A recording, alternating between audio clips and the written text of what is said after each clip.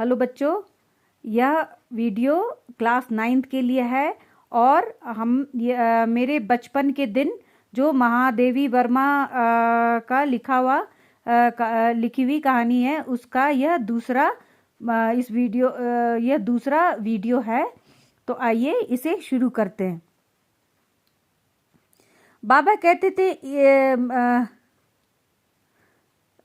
मेरी माता जबलपुर से आई तब वे अपने साथ हिंदी लेकर आए। मतलब जब उनकी माँ ब्याह कर इनके घर आई तो इनके पिता के घर आई तो इनके घर में हिंदी का कुछ वातावरण बना। वे पूजा पाठ भी बहुत करती थी। मतलब उनकी माँ काफ़ी भक्ति और वो पूजा पाठ में विश्वास रखती थी। पहले पहल उन्होंने मुझको पंचतंत्र पढ़ाना सिखाया। पंचतंत्र एक बहुत ही सुंदर किताब है जो कि जिसमें बहुत ही रोचक ढंग से नैतिक शिक्षा मतलब मॉरल वैल्यूज दी गई है और यह सभी लैंग्वेज में होंगे। आपने भी अगर आप चाहो तो आप पढ़ सकते हो। तो पहली उनकी माँ ने ही उन्हें हिंदी में पंचतंत्र पढ़ना सिखाया। और बाबा कहते थे उनको हम विदुषी बनाएंगे। मतलब महादेवी वर्मा के जो पिता थे वो उन्हें काफ़ी पढ़ी लिखी लड़की वाइज बनाना चाहते थे। मेरे संबंध में उनका विचार बहुत ऊंचा रहा, इसलिए पंचतंत्र भी मैंने संस्कृत भी पढ़ी। तो उन्होंने अपनी माँ से पंचतंत्र भी पढ़ा और संस्कृत जो उनकी माँ थोड़ी बहुत जानती थी उसे भी उन्होंने पढ़ा। उनकी माता का उनके ऊपर काफ़ी अच्छा प्रभाव पड़ा। वे अवश्य चाहते थे कि मैं उर्दू फारसी सीखूं। मतलब उनके पिता चाहते थे कि वह उर्दू फारसी सीखे, लेकिन वह उन्हें पसंद नहीं था, इसलिए वे नहीं पढ़ी।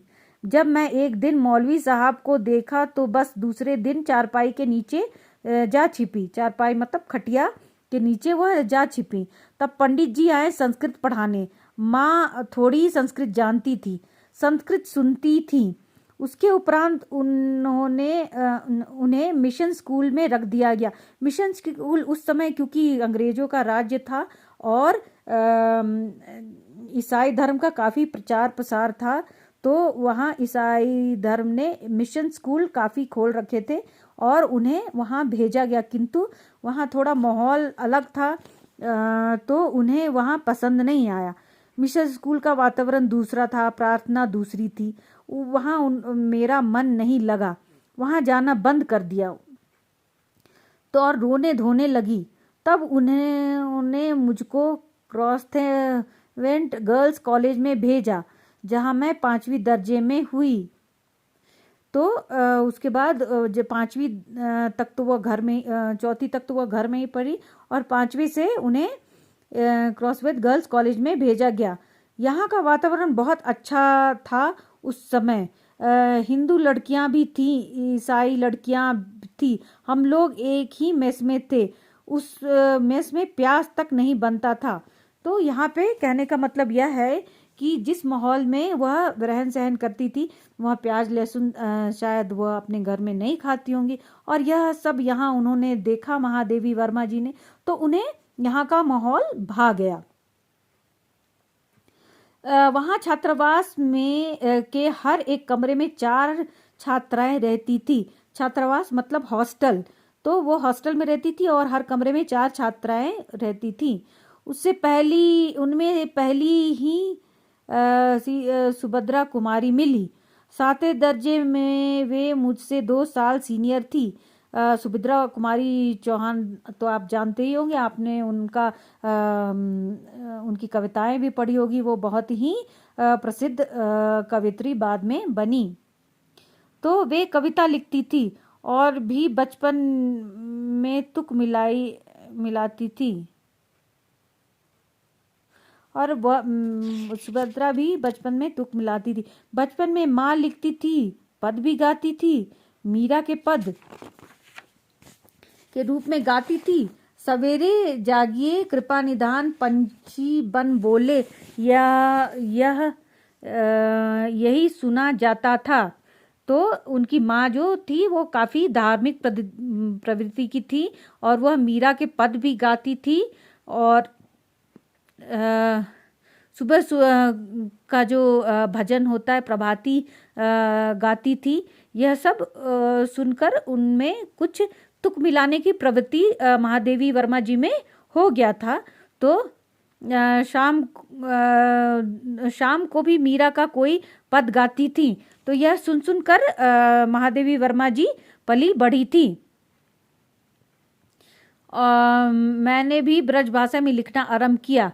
तो यह सब उनकी माँ का बचपन में जो प्रभाव पड़ा और सुभद्रा जी के साथ वो रही तो उससे वह भी लिखना आरंभ कर दी, कविताएं लिखनी आरंभ कर दी। यहाँ आकर देखा तो सुभद्रा कुमारी जी खड़ी बोली में लिखती थी, मैं भी वैसी ही लिखने लगी। लेकिन सुभद्रा जी बड़ी थी, प्रतिष्ठित हो चुकी थी, मतलब काफ़ी प्रसिद्ध हो चुकी थी अपने छात्रावास में। उसमें छिपा छिपा कर लिखती थी मैं। एक दिन उन्होंने कहा, महादेवी तुम कविता लिखती हो? तो मैंने डर के मारे कहा नहीं। अंत में उन्होंने मेरी डेस्क की किताबों की तलाशी ली और बहुत सारी कविताएं निकल पड़ी उसमें से। तब वैसे किसी अपराधी को पकड़े हैं ऐसे उन्होंने एक हाथ में कागज लिए और एक हाथ में मुझको पकड़ा और पूरे हॉस्टल में दिखाई कि ये भी कविता लिखती है। मतलब उन्होंने अच्छे भाव से ही सुभद्रा कुमारी चौहान ने सबको बताया कि यह भी कविताएं लिखती है। फिर वह और सुभद्रा कुमारी चौहान दोनों जो हैं काफ़ी अच्छी मित्र हो गई।